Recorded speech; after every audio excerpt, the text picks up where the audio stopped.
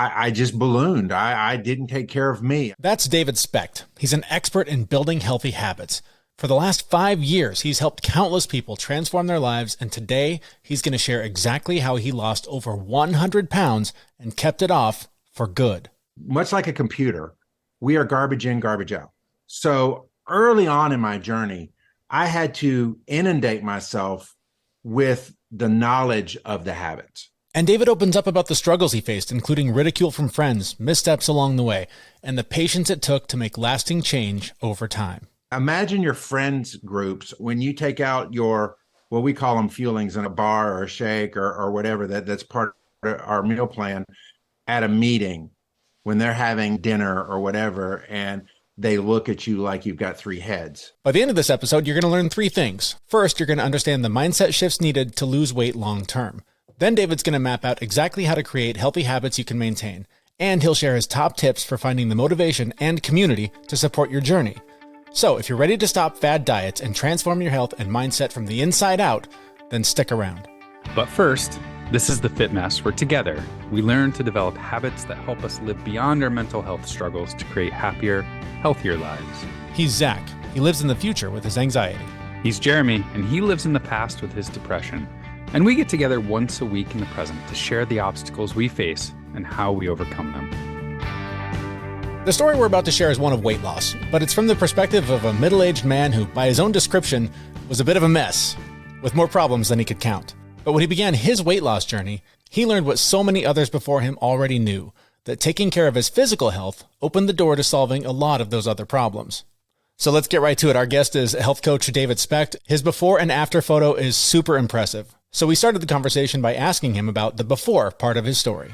Before becoming the version of David that you are today, who were you? Who was that guy, and what did he struggle with? Oh, everything. I mean, let's be honest. I'm a guy. I struggle with everything and don't talk about it. So that's number one. I was what you would consider the big guy. Okay, I'm 6'5", so I was already tall. After my stint in the Air Force, just to kind of give you a little background, I went from a 34 waist to a 38 waist in 6 weeks, and then capped out at a 42-inch waist, weighing 325 pounds in 2018. So, yeah, this is in my, 20s, 30s, and all the way to age 4, almost 49 at the time.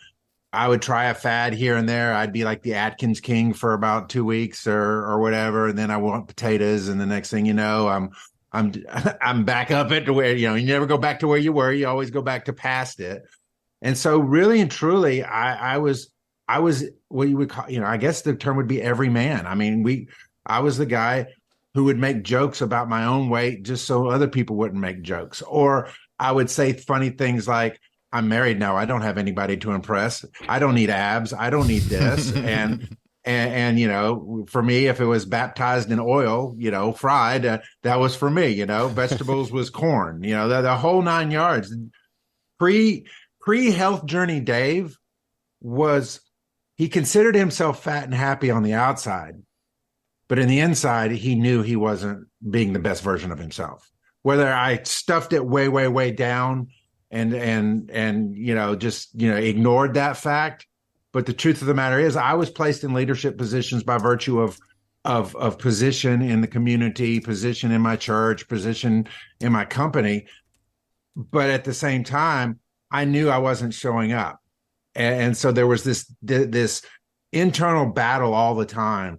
The outside Dave seemed confident, but the inside Dave was just off his rails and looking for satisfaction in vice, looking for satisfaction in ambition, but never really putting everything together to figure out what my true purpose was.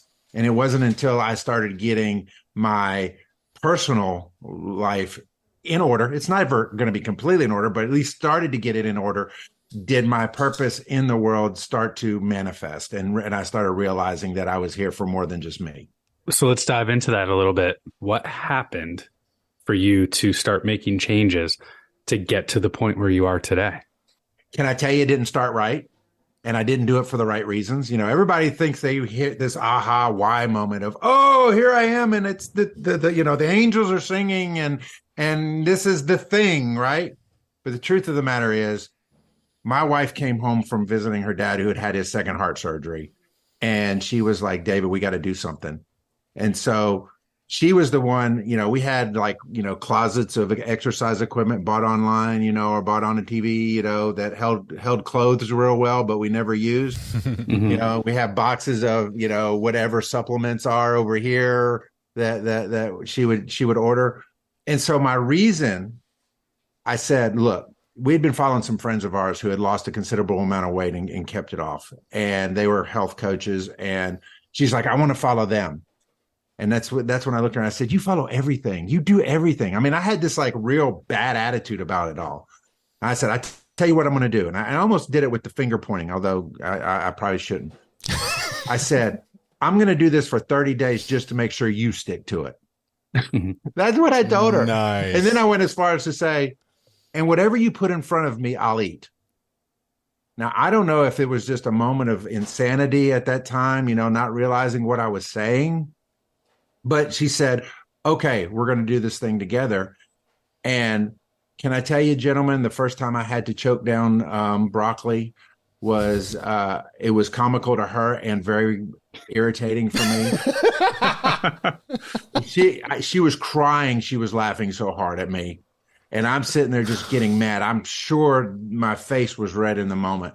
But really and truly, that was the catalyst. That was like, okay, we're going to do this thing, But what I'd found was as I started and I realized that what we were doing was different than anything we'd ever done before. I had the support of a community. I had a health coach to keep me accountable. I had a meal plan that I could follow without having to read every friggin' label. I mean, tell me, what's worse than going to the grocery store and having to read the carb count or the net carbs on every frickin' label? Yeah.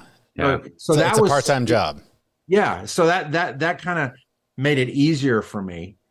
And then as we started going through the process and the weight started coming off, and it was coming off pretty rapidly because we were in a low glycemic fat burn, I was like, oh, I can do this. And then I realized as I was getting the training and getting into the materials that we had been given, I was learning micro habits, how to build one little habit on top of another little habit. And you don't have to always get it right, but you at least got to keep working towards that goal of building those habits.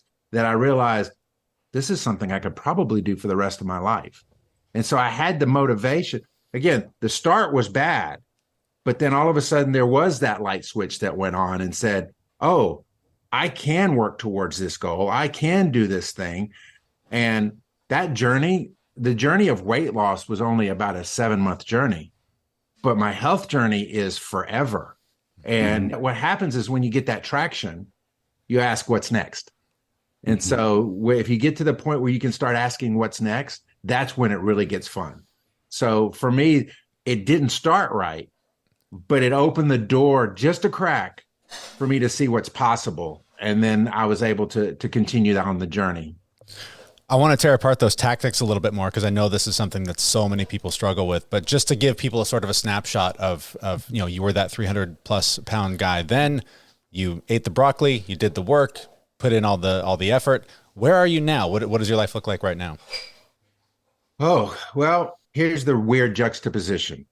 So y'all see me, the audience sees me as this guy, and I'll send you a before and after picture because you wouldn't believe what I looked like before. And I had what I see in me, 5 years removed from the start of my health journey, because we're coming up on the 5-year mark, is that I see the world through different eyes.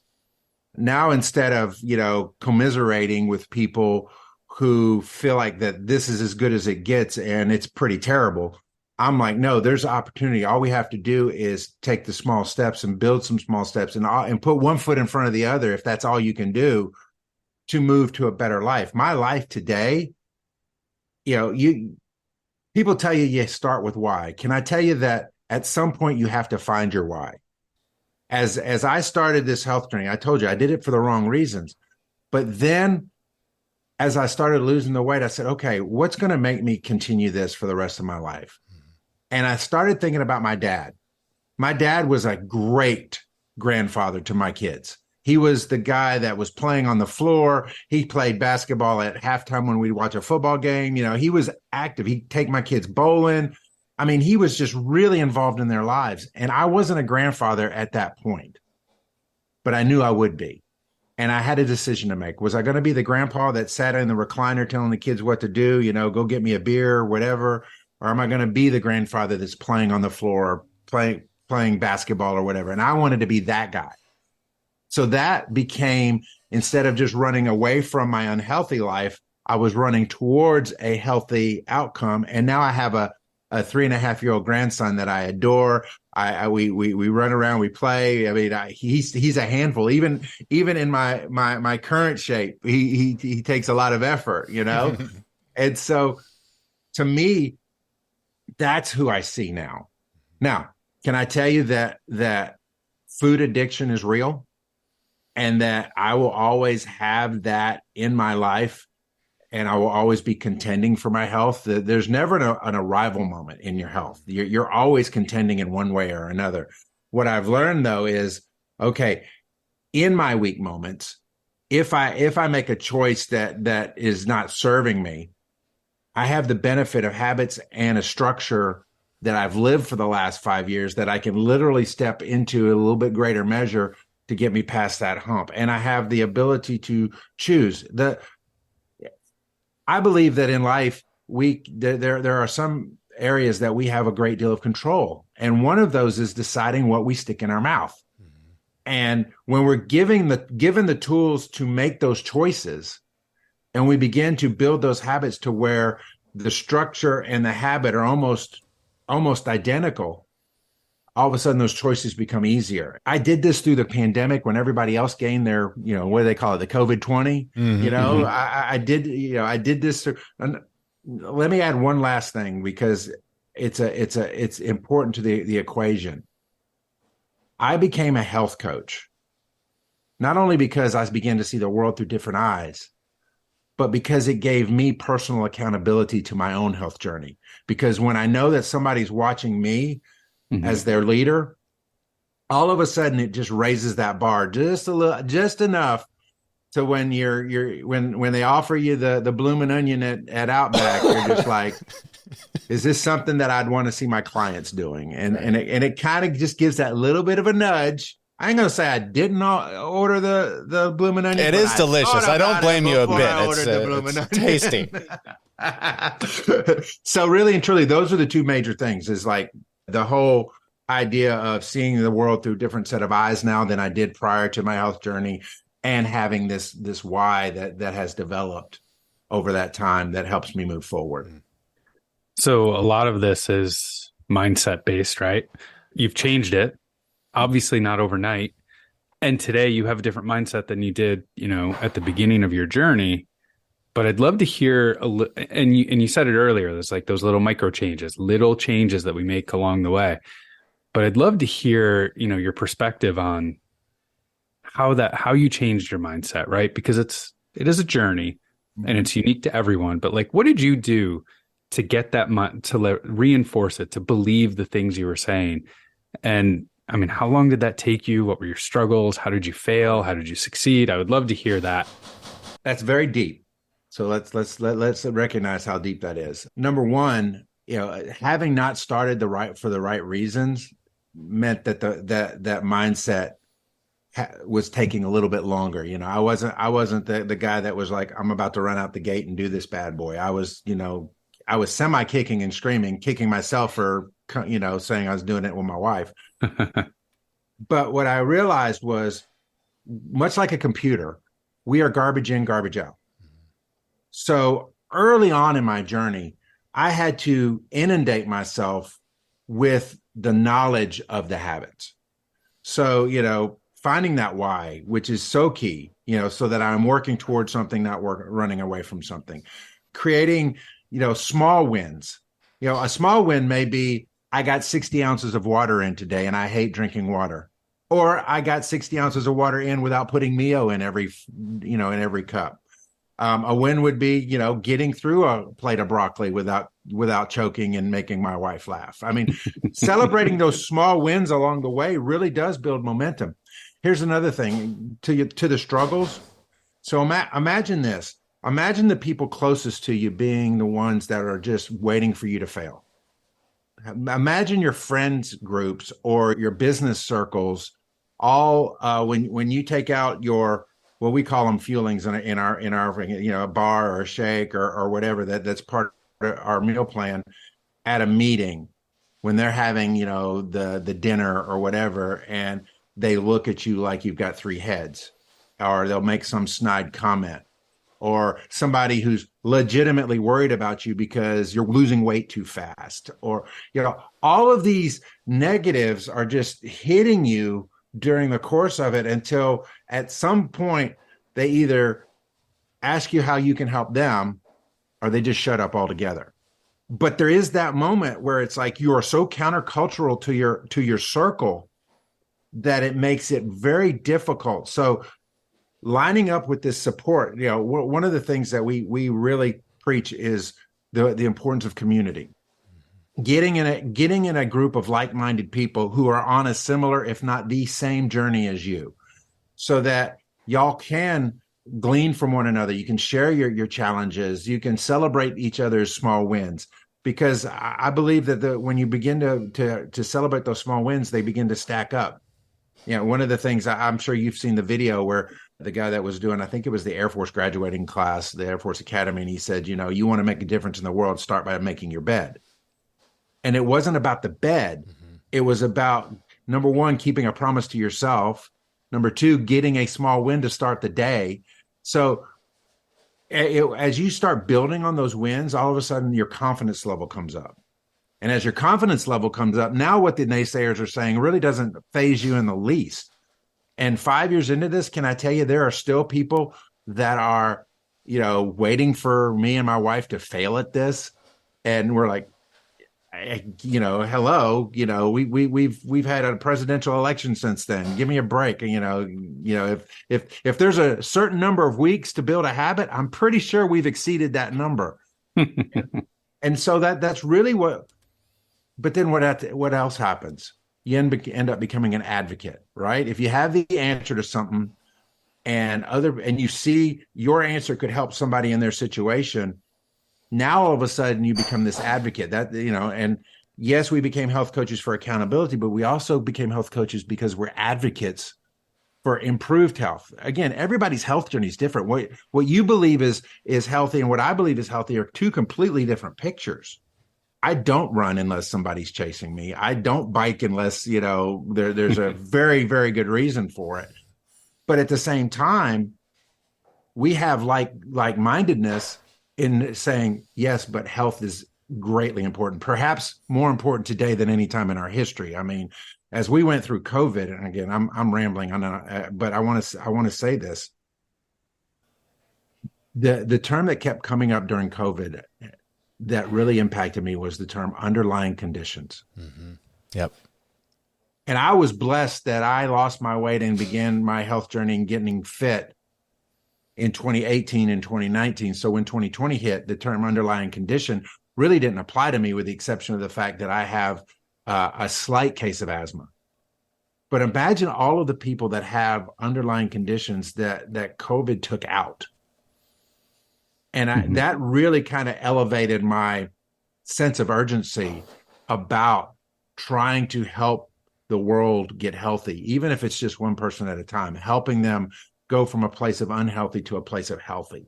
And that really is a thing that keeps me going, because Super Bowl happens, Christmas happens, Easter happens, Thanksgiving happens, a day that ends in Y happens. I want to eat something just crazy. Mm-hmm. But there's a mission. And that mission is that we owe it to those around us to model health and help them model health. I love what you're saying about building that confidence and the evidence. There's a quote from Alex Hormozi I love where he says, "You don't become confident by shouting affirmations in the mirror, but by having a stack of undeniable proof that you are who you say you are." It just, you can wake up and high five yourself in the mirror all day long, but unless you do the work and can point at it and go, look, I did it and I can do more. Yeah. It just builds on itself. We have just a few minutes left, and this is a big question to ask you to compress into just a few things.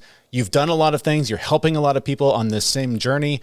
I know it's very individualized. Everyone wants the 3 steps to a healthier you. I don't think it's a thing, But I would love to know, like, what are some of the common threads that most of the people you've worked with, like, just really simple, like, again, there's no 3 steps to a healthier you, but what are maybe 1 or 2 things that we could do to start on that path and start stacking those wins so we have that undeniable proof that we are who we say we are?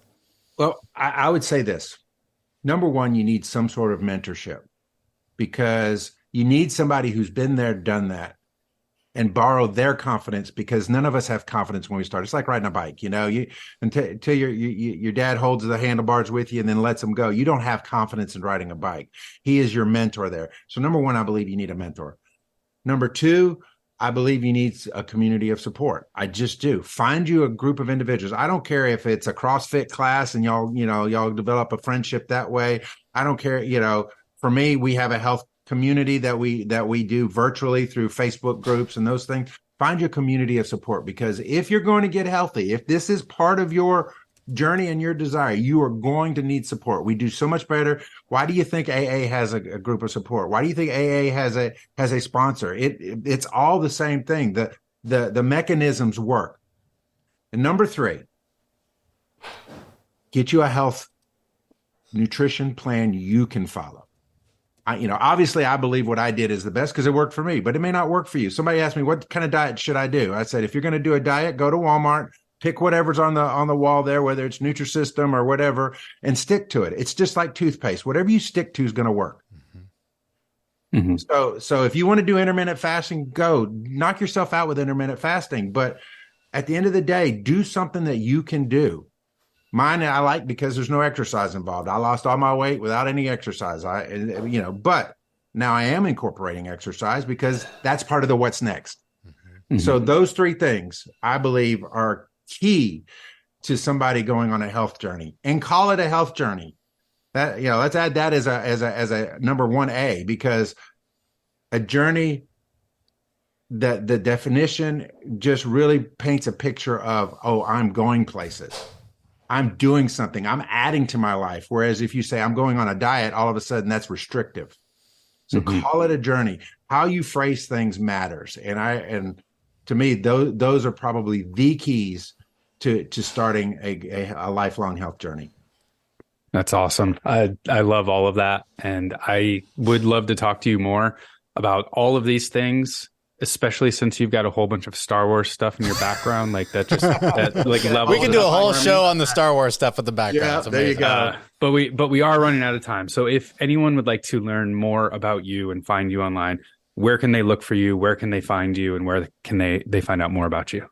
Well, the best place really is davidaspecht.com. That's where I post my show. There's links there. I have a book called Old Dogs, New Tricks that people can go there and purchase and really read, because I really do resonate with people that are my age.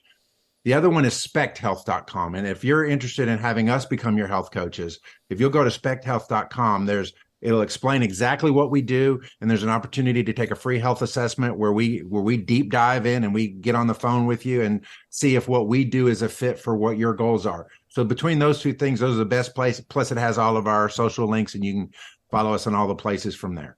And you have a pretty great podcast as well. Tell us about that. Yes. Keep This in Mind podcast. It's a mindset oriented podcast. I bring people on like the Fit Mess and talk about how the thing between our ears is the beginnings and ends of everything, and how we can improve ours and others' lives by changing our mindset. David, thank you so much. This is amazing. Thank you for having us on your show. I'm so glad we connected. And I just encourage everyone to follow you and check out your show and all the things you have to offer, because you're doing a lot of great work for people that need a lot of help in this world. So thank you and keep it up. Thank you, gentlemen. All right. Our thanks to health coach David Specht. You can find links to his work in the show notes for this episode at thefitmess.com. The one big takeaway from all of that, so many lessons to learn from that very valuable interview. But the main thing here is that lasting lifestyle change takes time and patience. There's no quick fixes or overnight results when it comes to transforming your health and your mindset. The key to all of this is just showing up consistently, day after day, over time, not expecting perfection, but always looking for progress. All right, that's going to do it for this episode. But before we go, if David's weight loss journey has inspired you in any way, I want to make a request. Share this episode with others who need motivation. Simply ask any friends or family members trying to get healthy if they've heard this show before, Even if they say yes, send them this interview. That way, they can also tap into the mindsets and strategies that enabled David's incredible transformation. And if you decide to share any key takeaways on social media, be sure to tag us at FitMessGuys. We'd love to connect with you there. So again, my only ask is that if you found any value in David's story, help spread the word to anyone else on their own health journey. But that's it for now. You can find out more about David and about us at thefitmess.com, and that's where we'll be back in just a few days with a brand new episode. Thanks so much for listening. We know this podcast is amazing and doesn't seem to lack anything, but we need a legal disclaimer. Prior to implementing anything discussed in this podcast, it is your responsibility to conduct your own research and consult your physician. You should assume that Jeremy and Zach don't know what they're talking about, and they're not liable for any physical or emotional issues that occur directly or indirectly from listening to this podcast.